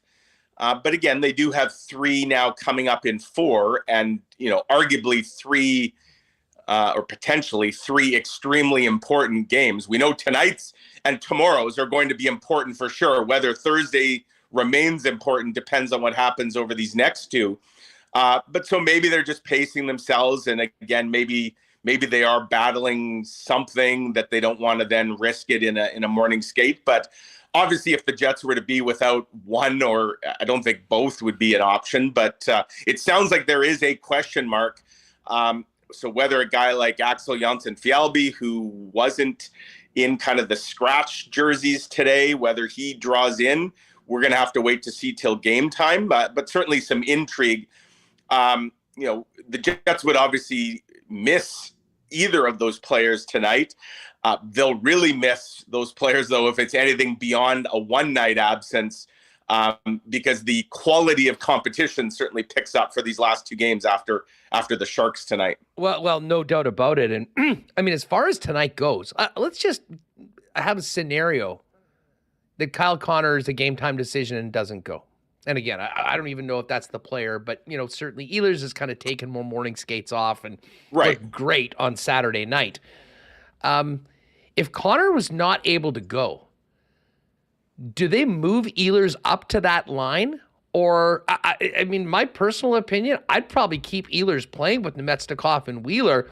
And if anything, maybe that's an opportunity for Nino Niederreiter to move up to that spot, or even Morgan Barron, and have Morgan Barron into the Niederreiter spot if Niederreiter was the one that moved up into Connor's hole. Yeah, I would do that. I would agree with you. I'd keep Ehlers and Nemetsnikov together. And if anything, Huss, maybe you play them even more tonight then if you're missing a Kyle Connor. Like, I think Nikolai Ehlers' ice time continues to kind of be a storyline here. And look, Rick Bowness isn't, if he felt that playing Nikolai Ehlers more would help the team, I think he'd be doing it. Certainly some curious deployment, but I wonder if, again, part of this is related to his injury that he had and the feeling that that less is still more in a way with Nikolai Ehlers right now. Now, if he's moving like he was the other night, certainly that would tell you this is a player who can handle more than maybe what he's been getting. But you want Nikolai Ehlers, because he's such a weapon when he's going. You want him to be at his best. So for sure, I think you'd keep him where he is. Niederreiter would be the guy that goes up back into the top six. Morgan Barron then takes his spot with Appleton and Lowry, and what that line can do. And then a guy like Axel would come in on the fourth line, or however you configure that fourth line. So that's what I expect. But again, we'll see. Kyle Connor for quite a while has not looked like the Kyle Connor we expect, right? And so is part of that injury related? Is he battling something that we don't know about? Perhaps. And we may get our answer tonight if he, in fact, is the guy that isn't going. Well, I think we can also safely say that this team is going to need Kyle Connor this week and hopefully next week, right? Meaning that they're, still playing. What can you say about Connor Hellebuyck? I thought that he probably deserved a better fate in the game on Wednesday, but he might get a matchup with two of the best goaltenders in the league.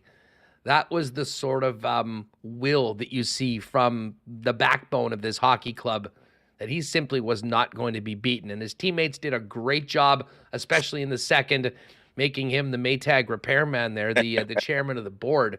But they did generate 28 shots. They put 15 on in the third period, and somewhat of a desperate attempt to get back into the game. But that's exactly what if you're looking for a real positive from the Winnipeg Jets over the course of this entire homestand, Connor Hellebuyck doing it night after night after night is exactly what this team wins and what they need. And there should be some real incentive to get this win tonight and get a point tomorrow. Right.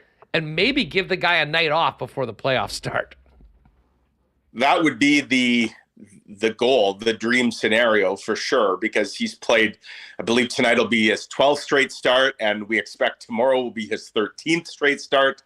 And he's played more minutes, faced more rubber than any goalie in the league. But the good news is, Haas, as you point out, like he's not looking like a guy who's running on fumes.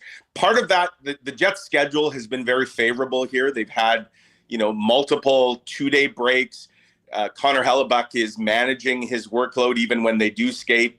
He's not skating at times, or he's just going out with Wade Flaherty. So I think Connor Hellebuyck has been able to make sure that when the puck drops for real, he's ready to go. And the Jets, that gives them an edge really over any opponent, regardless of where they are in the standings or what the significance of a game is. When you have Connor Hellebuyck at his best, you have something that pretty much the other 31 teams in the league wish they had. And we're seeing Connor Hellebuyck really rise to the occasion here.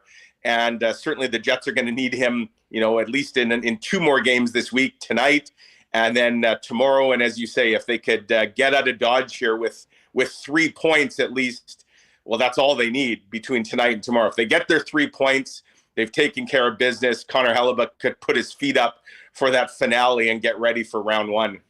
Yeah, and as I said, we were kind of talking about the scenario if Nashville is the winner tonight. I think it's probably more likely that the Calgary Flames manage to stay alive, and they're going to have these same Sharks coming in to the Saddle Dome on Wednesday. And you have to assume that your opponents are going to win their games, and I think it's easier to make that assumption of Calgary than it is of Nashville.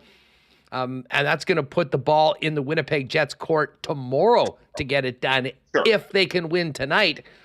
Because if not, that Calgary Sharks game is Wednesday, and then it'll be game 82 on the road against the Stanley Cup champs if they're not able to get the result they need over the course of the next 48 hours. Imagine what that game could look like, though, Huss, if the Jets go into Colorado on Thursday and they need a point to save the season. What kind of game would they play? Like, would they just stack all 5 skaters right off the opening draw in Connor Hellebuyck's crease and build a human wall and just play for the 0-0 tie? Like, could you do that? It would be unconventional. I will say that. Maybe you want to call guys up, because if guys are just getting slap shots pounded at them for 60 minutes, I'm not sure how ready they'd be for the playoffs. But in all seriousness, it does create a very fascinating, another potential scenario, Mike, where, the Avalanche may or may not need the win to secure a home ice and first place in the Central Division. It's not an easy place to win at the best of times. Right. And then obviously the Winnipeg Jets doing everything. And, I know there's no time to look back and see the point here and point there that was left on the table. It is a very simple scenario right now for the Winnipeg Jets. They got to get to 94. Right. And so don't worry about what the other teams are doing. If you win tonight, one of your 2 closest pursuers, their season is ending tonight based on who loses in that Calgary-Nashville game. But then again, don't anticipate whether it's the Preds or the Flames dropping one of their final 2 or 1, depending on who it is. Just go out and take care of business, get your point or 2 if you can, and then you've done the job, right? You've earned your way in, as maybe unconventional as it's been with the Jets, given where they were and where they are now. But it certainly sets up a very, very juicy final, I guess, 5 days potentially.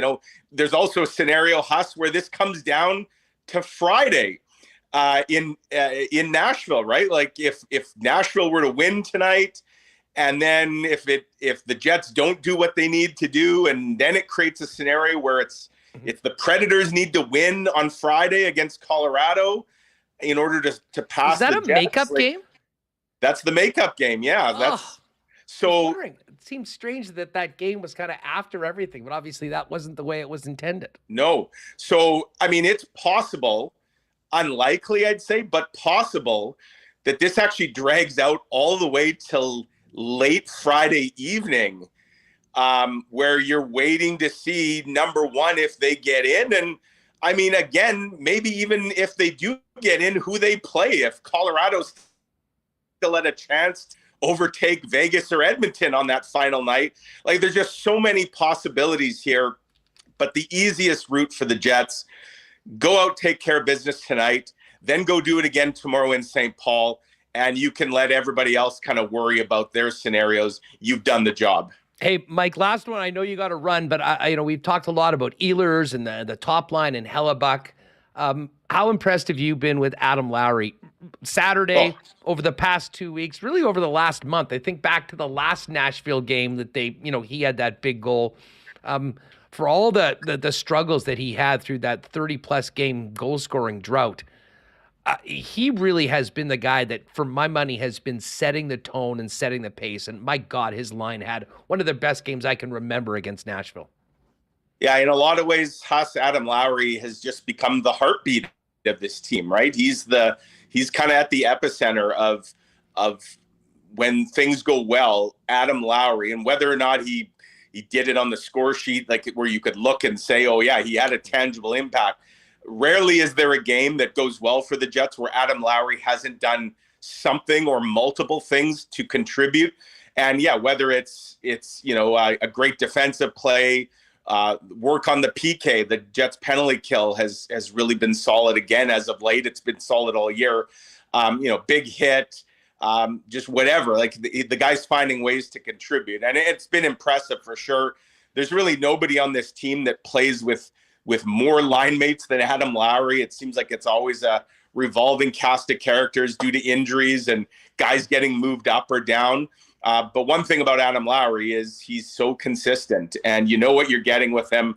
You're always going to get an honest night's work. And, him also wearing a letter this year, like this really has been a season where Adam Lowry has just taken a real step in his career. It's been impressive to see. Yeah, I mean, when you think about leadership in this hockey club, you think about those two guys, Josh Morrissey and Adam Lowry, at the top of the list. And, both of them have really stepped up when their teams have needed them. And I imagine they'll both be central figures this week for the Jets as they try and close down and lock in on that 8th playoff spot. Mike, thanks for doing this. Enjoy the game tonight. We'll look forward to everything you and the Free Press team has in the Freep over the next few days. And hopefully we can start talking about a matchup in 48 hours or so if the Jets can take care of business and book that spot to the playoffs. Well, if there's a playoff series, I'll be on the road for it next week. So we'll see if I'm talking to you next week, Huss, from Vegas or Edmonton or Denver or Dallas. And if I'm talking to you from Winnipeg next week,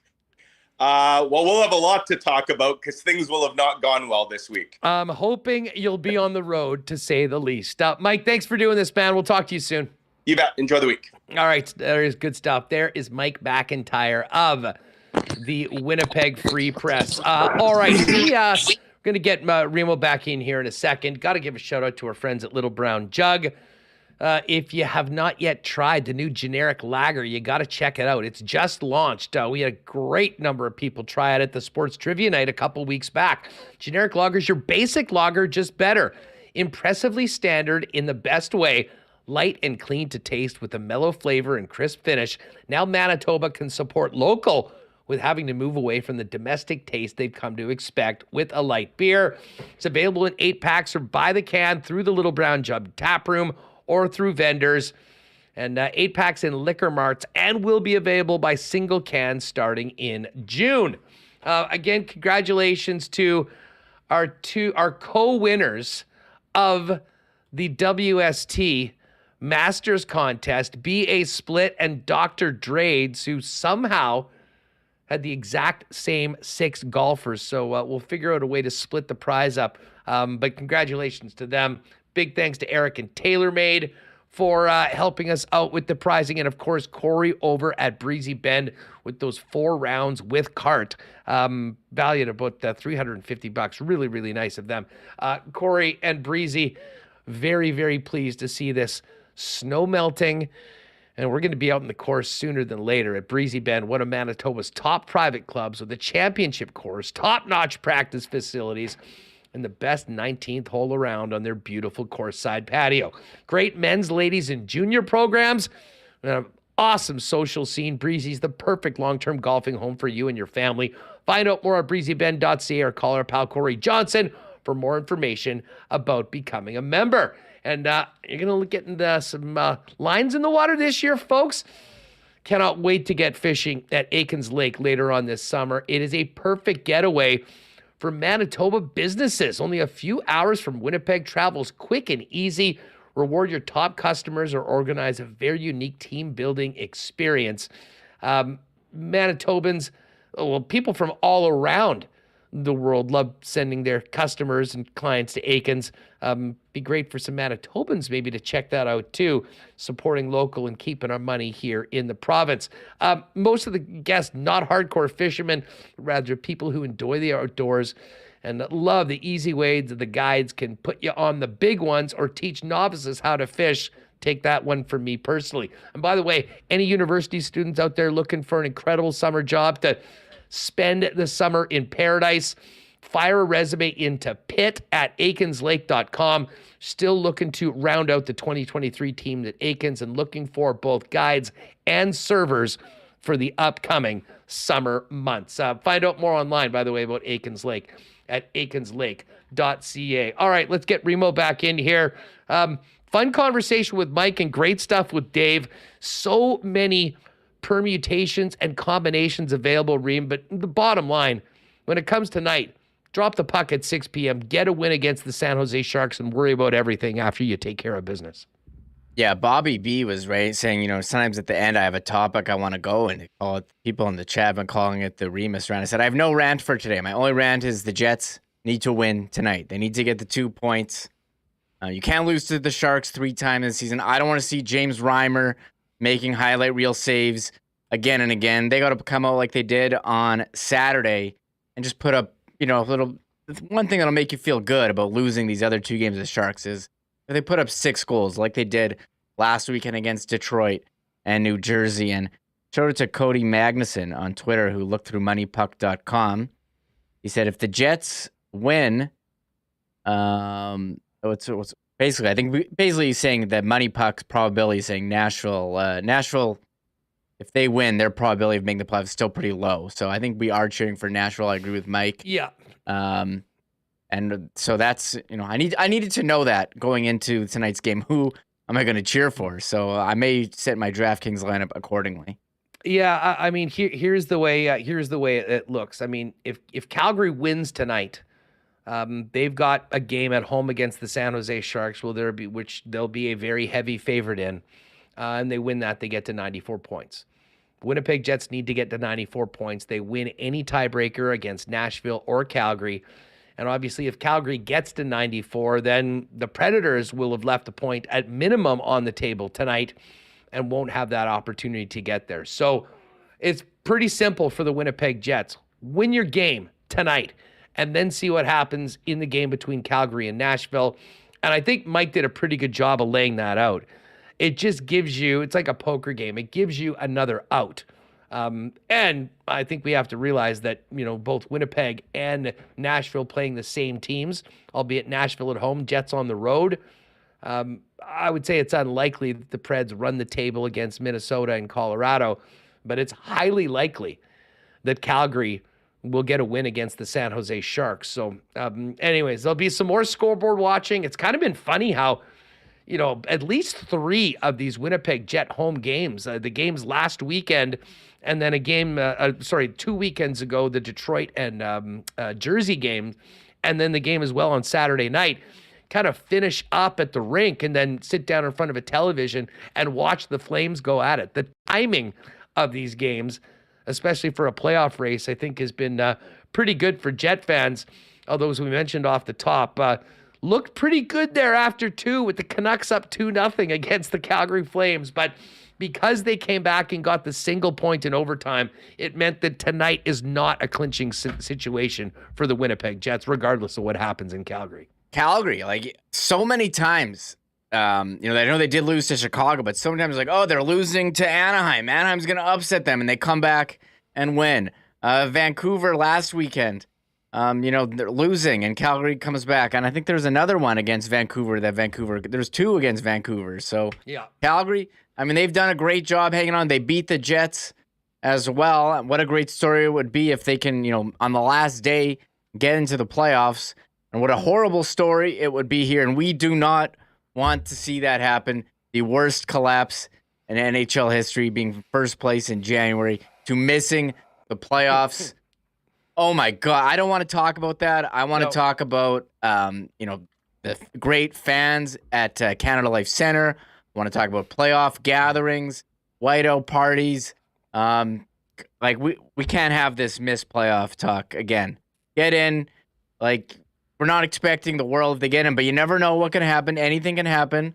So at least get in here at this point. You do not want to have this collapse hanging over this team for the entire summer. No, for sure. As I said, we don't want it. No, and we won't be talking about it. Fingers crossed. But that means they got to win tonight.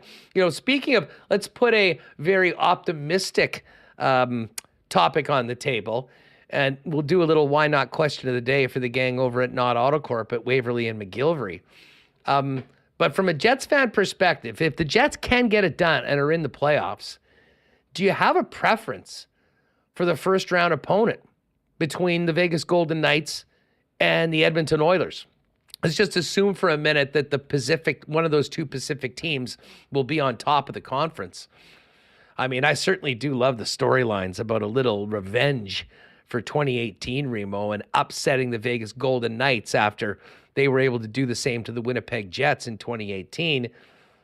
And I mean, the Edmonton Oilers, the way they're playing right now, I think scare the hell out of a lot of people. I mean, the Jets do have that sweep that we'll always remember with no fans a couple years back.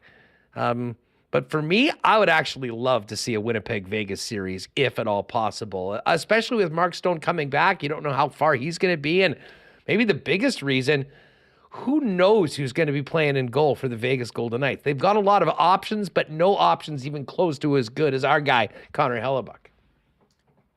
I'm going to say if I had to pick a team, I would pick Vegas to go up against the Jets. Jets fans want revenge. Their goalie situation questionable.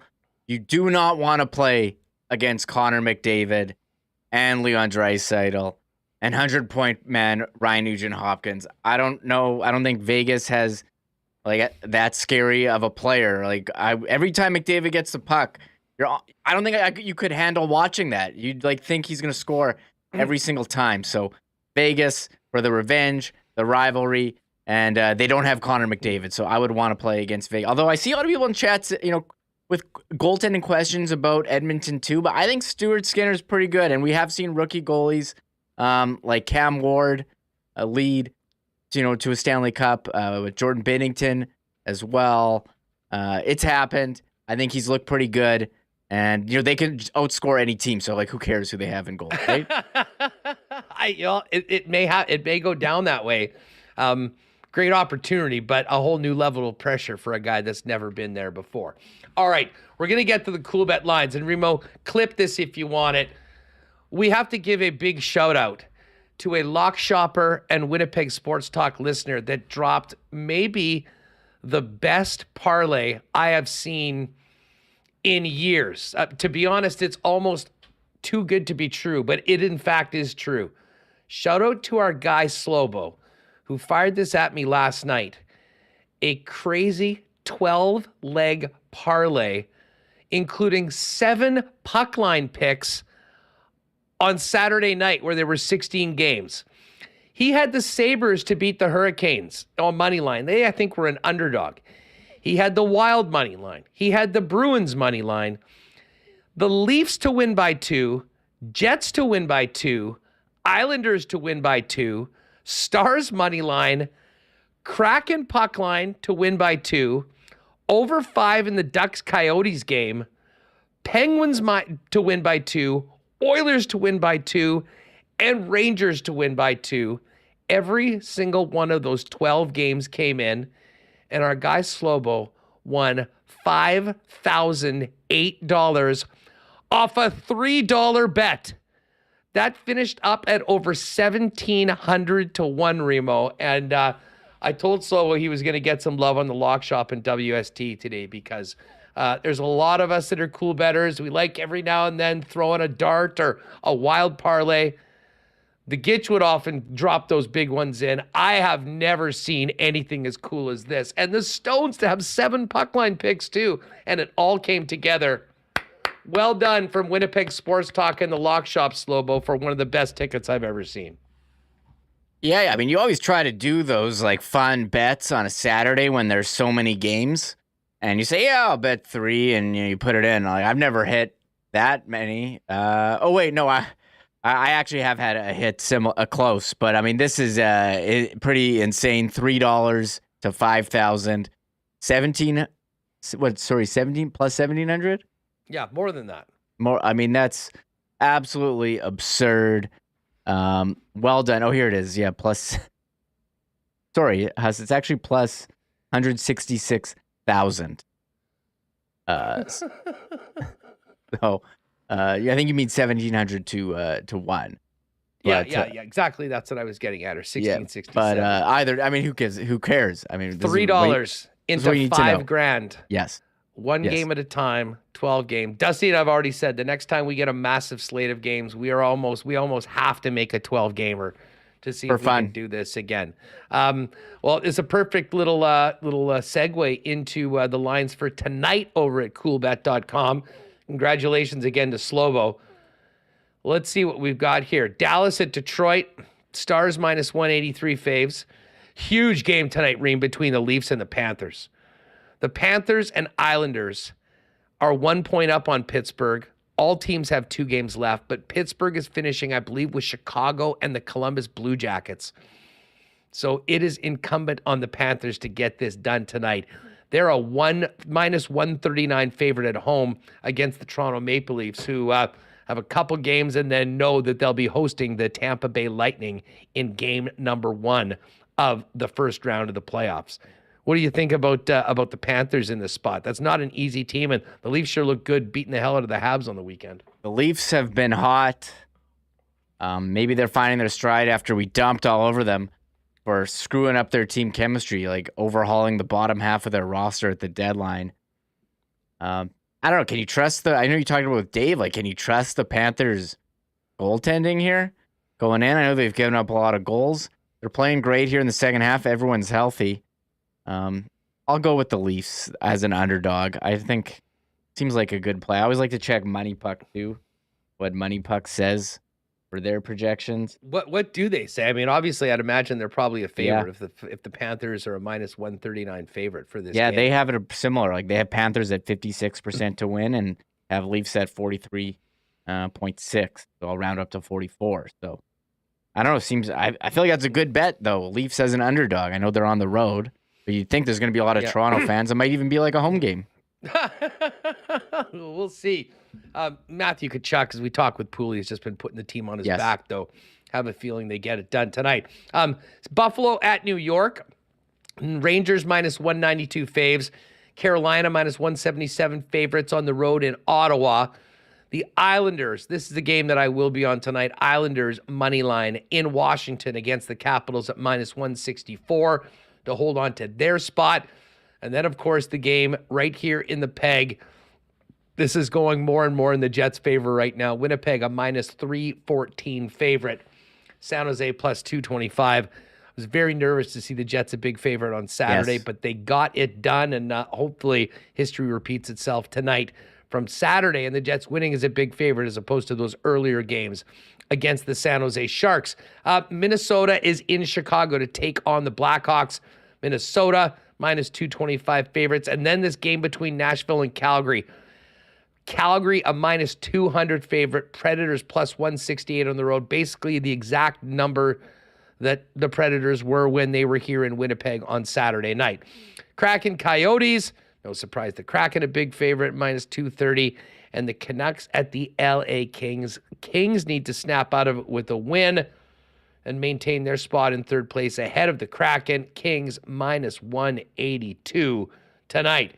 And just quickly, let's check out, heading into the playoffs, the Bruins now plus 350 to win the Cup. The Colorado Avalanche still the number 2 team on the odds board, ahead of Vegas, ahead of Edmonton, but Edmonton's right there behind them at plus 725. So there are your lines today from Coolbet.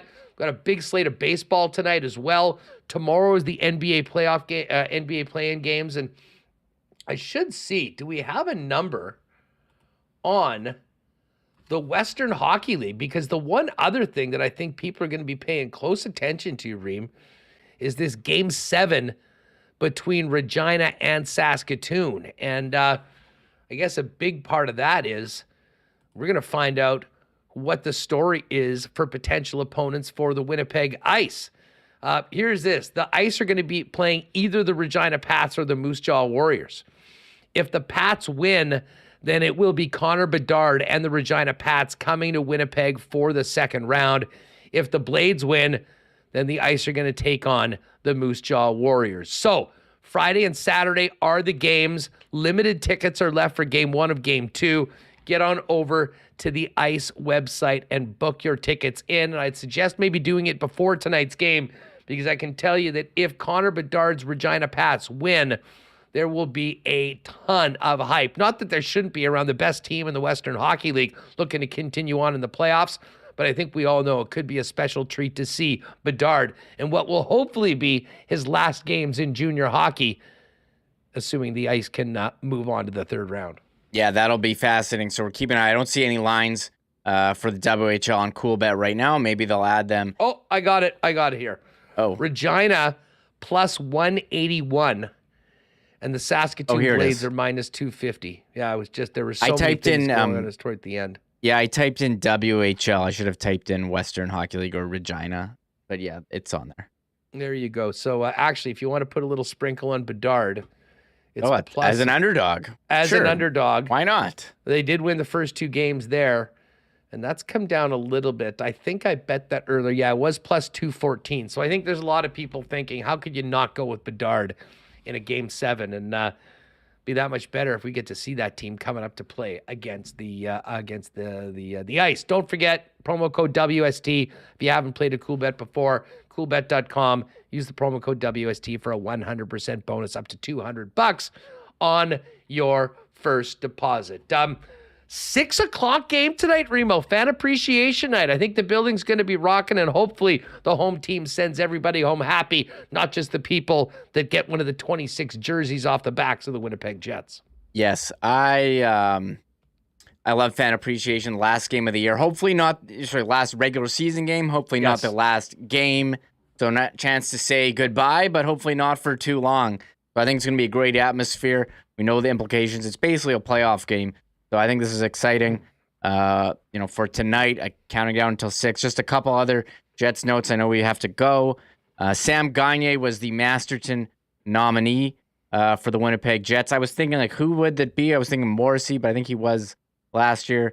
Gagner was my other selection, and Bill Masterton Memorial Trophy honors the player who best exemplifies the qualities of perseverance, sportsmanship, and dedication to hockey. And he's out with an injury, but I did see on his Instagram reel that he has been rehabbing his hip injury. So he is not done yet. But we'll see what happens with him. But he was great in the first half of the season with the Jets, and then ended up being a healthy scratch and shut down with hip surgery. Well, and Cole, sorry, go ahead. Well, I was just going to say, it's funny you mentioned perseverance and dedication, because there's no one that's had more perseverance and dedication lately than Hellebuck, who's playing every damn night for the Winnipeg Jets now until they figure out what's up. But great nomination from Gagner, who, of course, played his 1,000th game earlier this year. Yeah, and then Cole Perfetti skated with the team in a red non-contact jersey on the weekend. I don't know. Sounds like he's not back anytime soon, but the fact that he is skating with the team after not for so long, positive sign. So we'll wait and see. And we're getting a lot of questions. How it's where would he even slot in on this roster if they were in the playoffs? So you'd have to find a spot for him, maybe on the fourth line. But they seem to like the grinder fourth line, so that'll be a problem that they can figure out as we go on. Yeah, it is a great question. I don't think that there's a spot right now in, unless someone gets hurt in the top 6. I mean, especially with Scheifele on the wing. They need Nemetsnikov at center. And listen, Nito Niederreiter right now in a position playing with Lowry and Appleton's great. And, you've got Morgan Barron, who I think is ready to move up. So I know they won't be rushing him back. But let's just say, let's hope we get to a point where we're talking about, is Cole Perfetti ready to go and where's he going to fit in? Because that'll mean, A, he's healthy, and 2, the Winnipeg Jets are still playing hockey right now. But it all starts with a win tonight for Fan Appreciation Game at 6 o'clock. We are going to get out right now. Sometimes we go a little late on Mondays, but with the 6 o'clock game, we got to get this podcast up so people can listen to on their drive to the game. Get there early, folks. I know the prizes, I heard Paul saying you're going to start off in warm-up right now. And again, there'll be plenty of fans leaving with a game-worn jersey off the back of the Winnipeg Jets coming up tonight. Hopefully, though, everyone's leaving with a smile that the Jets, with the win, are 1 point away from clinching a spot in the Stanley Cup playoffs. That is going to do it for us. Shout out to everyone that's been here. Hit that red subscribe button if you haven't already.